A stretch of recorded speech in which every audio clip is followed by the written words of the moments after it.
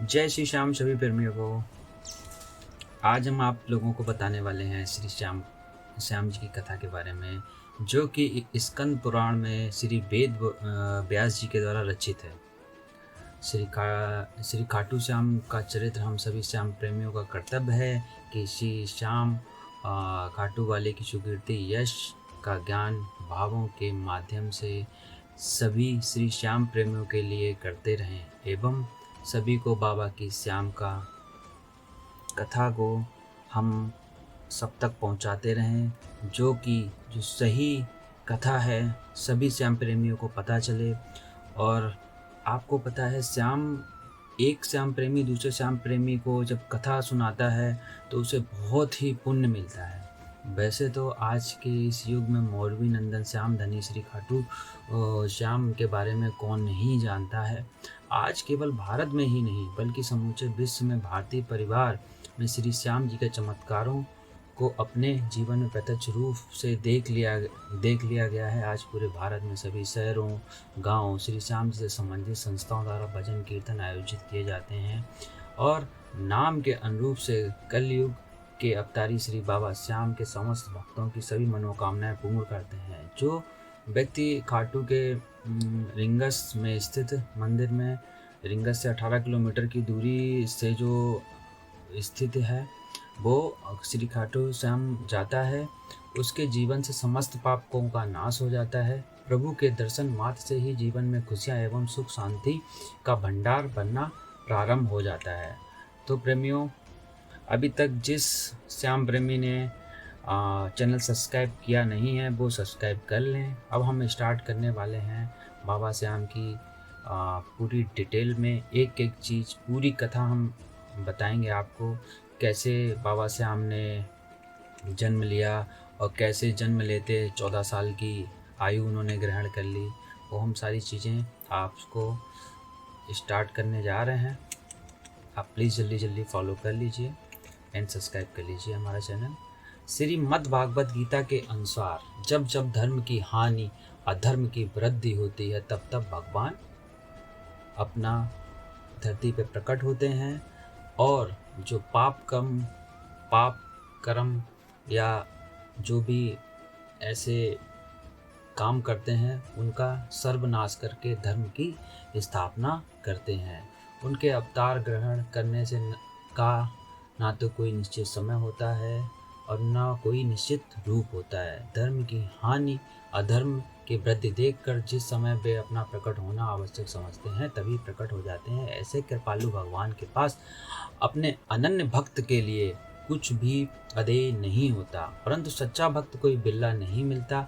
यद्यपि उस सच्चिदानंद भगवान के भक्तों की विभिन्न कोटियां होती, परंतु जो प्राणी शरीर संसार अपने आप को सर्वथा भूलकर अनन्य भाव से नित्य निरंतर भगवान में स्थिर रहकर हेतु रहित अविरल प्रेम करता है, वही श्री भगवान को सर्वदा प्रिय होता है। बोल श्री श्याम प्यारे की जय। श्री भगवान के भक्तों की इसी कोटि में पांडव कुल भूषण श्री भीमसेन के पौत्र एवं महाबली घटोत्कच के पुत्र मौरवी नंदन वीर शिरोमणि श्री भक्त श्री बर्बरिक भी आते हैं। महाबली भीम एवं हिडिंबा के पुत्र घटोत्कच के शास्त्र की प्रतियोगिता जीतने पर इनका विवाह प्राग्ञ ज्योतिषपुर, जो कि वर्तमान में आसाम अभी हम लोग बोलते हैं, के आसाम के राजा मूर की पुत्री कामक टंकटा से हुआ। माता कामक टंकटा को मोरबी नाम से जाना जाता है। वीर घटोत्कच व माता मोरबी को एक पुत्र रत्न की प्राप्त हुई, जिसके बाल बर्बर शेर की तरह होने के कारण उनका नाम बर्बरिक रखा गया। ये वही वीर हैं जो जन्म लेते ही इनकी आयु 14 साल की हो गई थी, जिसे आज हम खाटू के बाबा श्याम कलयुग के अवतार श्याम सरकार 3 बार धाड़ी लखदातार खाटू नरेश एवं अनन्य अनगिनत नामों से जानते हैं। वीर बर्बरिक, जो कि करंट में हम उनको खाटू श्याम जी के नाम से जानते हैं, जन्म के पश्चात घटोत्कच इन्हें भगवान श्री कृष्ण के पास द्वारका ले गए। उन्हें देखते ही श्री कृष्ण ने वीर बर्बरिक से कहा, हे पुत्र मोरबे, पूछो, तुम्हें क्या पूछना है। जिस प्रकार मुझे घटोत्कच प्यारा है, उसी प्रकार तुम भी प्यारे हो। तत्पश्चात बर्बरिक ने श्री कृष्ण ने पूछा, हे प्रभु, इस जीवन का सर्वोत्तम उपयोग क्या है। वीर बर्बरिक के इस निश्चल प्रश्न को सुनते ही श्री कृष्ण ने कहा, हे पुत्र, जीवन का सर्वोत्तम उपयोग परोपकार व निर्बल का साथी बनकर सदैव धर्म का साथ देने से है, जिससे तुम्हें बल व शक्तियां अर्जित करनी पड़ेंगी। अतः तुम महिसागर क्षेत्र, ये एक गुप्त क्षेत्र है जो श्री कृष्ण जी ने बोला था, वहां जाकर माँ दुर्गा की आराधना कर शक्तियां अर्जित करो। श्री कृष्ण के इस प्रकार कहने पर बालक वीर बर्बरिक ने भगवान को प्रणाम किया एवं श्री कृष्ण ने उनके सरल हृदय को देखकर वीर बर्बरिक को सुहृदय नाम से अलंकृत किया। तत्पश्चात वीर बर्बरिक ने समस्त अस्त्र शस्त्र विद्या ज्ञान हासिल कर महिसागर क्षेत्र में 3 वर्ष तक नव दुर्गा की आराधना की। सच्ची निष्ठा तप से प्रसन्न होकर भगवती जगदम्बा ने वीर बर्बरिक के सम्मुख प्रकट होकर 3 बाण एवं शक्तियां प्रदान की। ये वही 3 बाण हैं जो तीनों लोकों से में विजय प्राप्त कर सकती थी एवं उन्हें चंडील नाम से अलंकृत किया। तत्पश्चात माँ जगदम्बा ने वीर बर्बरिक को उसी क्षेत्र में अपने परम भक्त विजय नामक एक ब्राह्मण की सिद्धि को संपूर्ण करवाने का निर्देश देकर अंतर्ध्यान हो गईं। इन्हीं वीर बर्बरिक ने पृथ्वी और पाताल के बीच रास्ते में नाग कन्याओं का वरण प्रस्ताव यह कहकर ठुकरा दिया कि उन्हें आजीवन ब्रह्मचारी रहने का व्रत लिया है। महाभारत का युद्ध प्रारंभ होने पर वीर बर्बरिक ने अपनी माता के सम्मुख युद्ध में भाग लेने की इच्छा प्रकट की। तब उनकी माता ने युद्ध में भाग लेने की आज्ञा तो दे दी, लेकिन एक वचन उनसे ये ले लिया कि जो पक्ष हारेगा, चाहे वो कौरव का हारे चाहे वो पांडव का हारे, जो पक्ष हारेगा तुम्हें उसका साथ देना पड़ेगा। जब बर्बरिक युद्ध भूमि में भाग लेने चले, तब श्री भगवान ने युद्ध से पहले ही इनको पूर्व जन्म में जो थे, इनका नाम था यक्षराज सूर्यवर्चा। ठीक है, तो ब्रह्मा जी द्वारा प्राप्त अल्प श्राप के कारण एवं यह सोच कर कि यदि वीर बर्बरिक युद्ध में भाग लेंगे तो कौरवों की समाप्ति 18 दिनों में और महाभारत का युद्ध नहीं हो सकता और फिर पांडवों की हार सुनिश्चित हो जाएगी। ऐसा सोचकर श्री कृष्ण ने वीर बर्बरिक का शीश दान में मांग लिया। उनको रणभूमि जैसे ही मांगा, फिर रणभूमि में शोक की लहर दौड़ गई। ऐसा करते ही उनको महाभारत युद्ध से वंचित कर दिया। उनके ऐसा करते ही रणभूमि में शोक की लहर दौड़ गई। उसके बाद रणभूमि में 14 देवियां प्रकट हो गईं एवं रणभूमि में प्रकट 14 देवियों ने वीर बर्बरिक को पूर्व जन्म यक्षराज सूर्यवर्चा, जो वीर बर्बरिक का पूर्व जन्म का नाम था, को ब्रह्मा जी द्वारा श्राप का रहस्योद्घाटन सभी उपस्थित लोगों के समक्ष इस प्रकार किया। देवियों ने कहा, द्वापर युग में आरंभ होने से पूर्व मूर दैत्य के अत्याचारों से व्यतीत हो पृथ्वी और गौरव रूप में देव सभा में उपस्थित हो इस प्रकार बोली, हे देवगण, मैं सभी प्रकार का संताप सहन करने में सक्षम हूँ। पहाड़, नदी, नाले, समस्त मानव जाति का भार मैं सहर्ष सहन करती हुई अपनी दैनिक क्रियाओं का संचालन भली भांति करती रहती हूँ। पर मूर दैत्य के अत्याचारों एवं उसके द्वारा किए जाने वाले अनाचारों से मैं दुखित हूँ। आप लोग इस दुराचारी से मेरी रक्षा करो, मैं शरणागत हूँ।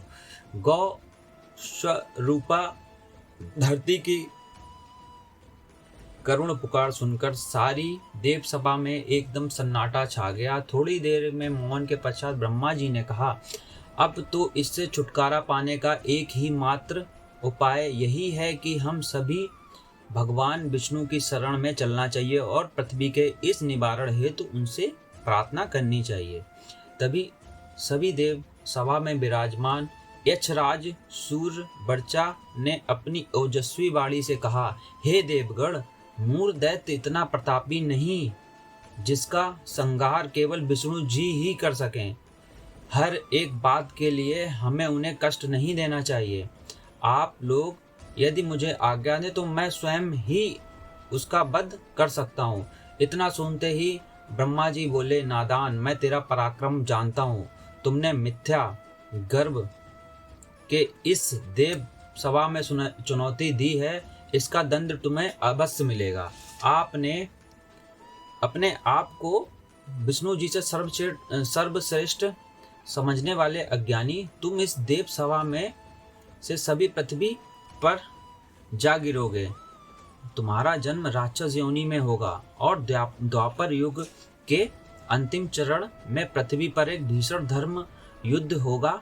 तभी तुम्हारा सिरोच्छेदन स्वयं भगवान विष्णु द्वारा होगा और तुम सदा के लिए राक्षस बने रहोगे। अब देखिए, जो हमारे खाटू श्याम जी हैं, इनका जो पहले जो इनका नाम था, यानी कि पूर्व जन्म में जो इनका नाम था, सूर्यवर्चा नाम था, सूर्यवर्चा। तो इनको श्रापित होने के कारण इन्होंने राक्षस योनि में जन्म लिया। तो वही वो जन्म ब्रह्मा जी ने श्राप दिया था, तभी ये उनका सिरोच्छेदन हुआ। ब्रह्मा जी के इस अभिशाप के साथ यक्षराज सूर्यवर्चा का मिथ्या गर्भ भी चूर हो गया।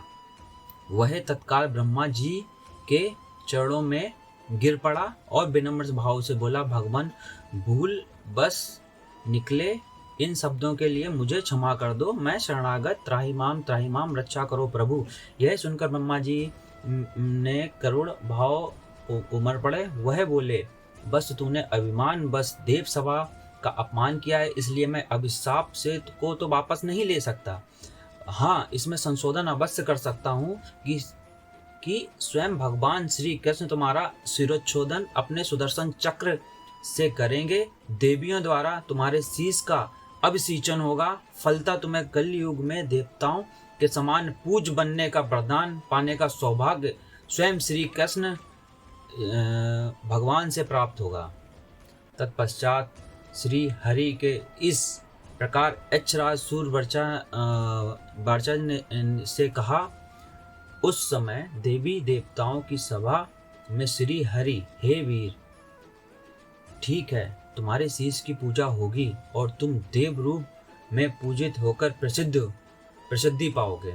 वहां उपस्थित सभी लोगों ने इतना वृतांत सुनकर देवी चंडिका ने पुनः कहा, अपने अभिशाप को वरदान में परिणित देखकर यक्षराज सूर्यवर्चा उस देव सभा में अदृश्य हो गए और कालांतर में इस पृथ्वी लोक पर महाबली भीम के पुत्र घटोत्कच एवं मौर्वी संसर के बर्बरिक रूप में जन्म लिया। इसलिए आप सभी को इस बात का कोई शोक नहीं करना चाहिए और इसमें श्री कृष्ण का कोई दोष नहीं है। ऐसा कहने के बाद चंडिका देवी ने उस भक्त श्री वीर बर्बरिक के शीश को जल्दी से अमृत छिड़क कर अजर अमर बना दिया और इस नवीन जागृत शीश ने उन सबको प्रणाम किया और कहा कि मैं युद्ध देखना चाहता हूँ, आप लोग इसकी स्वीकृति दीजिए। तत्पश्चात मेघ के सम्मान गंभीर भासी प्रभु श्री कृष्ण का, हे बस, जब तक पृथ्वी नक्षत्र सहित है और जब तक सूर्य चंद्रमा है तब तक तुम सब लोगों के लिए पूजनीय होगे। तुम सदैव देवियों के स्थानों में देवियों के समान विचित्र रहोगे और अपने भक्त गणों के समुदाय में कुल देवियों की मर्यादा जैसी है वैसी ही बनाए रखोगे। तुम्हारे बाल रूपी भक्तों के जो बात पित्त कफ से पिटक रोग होंगे उनकी पूजा पाकर बड़ी सरलता से मिटाओगे। और इस पर्वत की चोटी पर चढ़कर जैसे युद्ध होता है उसे देखो। इस वासुदेव श्री कृष्ण के कहने पर सब देवियां अंतर्ध्यान हो गई। बर्बरीक जी का शीश पर्वत की चोटी पर पहुंच गया और बर्बरीक के धड़ को शास्त्रीय विधि से अंतिम संस्कार किया गया, पर शीश को नहीं किया गया क्योंकि शीश देव रूप में परिणित हो गया था। उसके बाद कौरव और पांडव का भयंकर युद्ध हुआ दोनों सेनाओं के बीच। योगेश्वर भगवान श्री कृष्ण ने बर्बरीक के शीश को रणभूमि में प्रकट हुई 14 देवियों, जो 14 देवियां थी, अब आप लोगों को लगता होगा वो 14 देवियां कौन सी हैं, तो उन 14 देवियों का नाम था सिद्ध, अंबिका, कपाली, तारा, भानेश्वरी, चर्ची, एकबीरा, भूतांबिका, सिद्धि, त्रिपुरा, चंडी, योगेश्वरी, त्रिलोकी, जैत्रा के द्वारा अमृत से सिंचवाकर उस शीश को देवत्व प्रदान करके अजर अमर कर दिया गया। एवं श्री कृष्ण ने वीर बर्बरीक के शीश को कलयुग देव में पूजित होकर अपना श्याम नाम देकर भक्तों को पूर्ण प्रदान दिया। वीर बर्बरीक ने भगवान श्री कृष्ण के समक्ष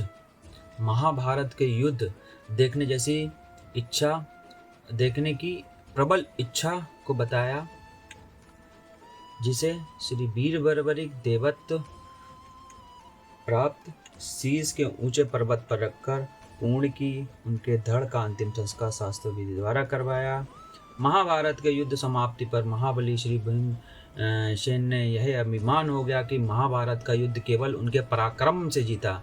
तब श्री अर्जुन ने कहा, वीर बर्बरीक से पूछा जाए इस युद्ध में किसका पराक्रम था। तब वीर बर्बरीक ने श्री भीमसेन का मान मर्दन करते हुए उत्तर दिया, यह युद्ध केवल भगवान श्री कृष्ण की नीति के कारण जीता गया और इस युद्ध में मरने वाला भी कन्हैया था, मारने वाला भी कन्हैया था।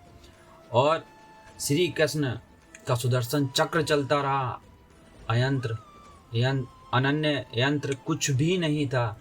वीर बर्बरीक के द्वारा ऐसा समस्त नवमंडल उत्साहित हो उठा और उस देव स्वरूप शीश पर पुष्प वर्षा होने लगी। देवताओं की दुदबियां बज उठी। तत्पश्चात भगवान श्री कृष्ण पुनः बर्बरीक के शीश को प्रणाम करते हुए कहा, हे वीर बर्बरीक, आप कलिकाल में सर्वस्त्र पूजित होकर अपने सभी अभीष्ट कार्य को पूर्ण करोगे, अतः इस क्षेत्र को त्याग नहीं करना चाहिए और हम लोगों से जो अपराध हुए उनको क्षमा कीजिए। इतना सुनकर पांडव सेना में हर्ष की लहर दौड़ गई।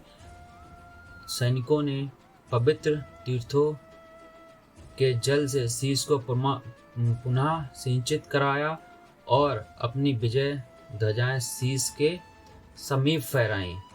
इस दिन सभी ने महाभारत का विजय पर्व धूमधाम से मनाया। आज यह देखकर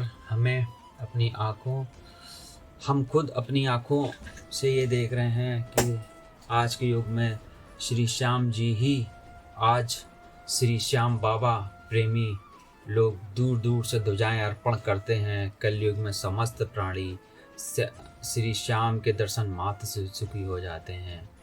उनके जीवन में खुशियों की संपदाओं से बाहर आने लगती है और श्री खाटू श्याम के निरंतर भजनों से प्राणी हर प्रकार का सुख शांति, अंत में मोक्ष को प्राप्त हो जाता है।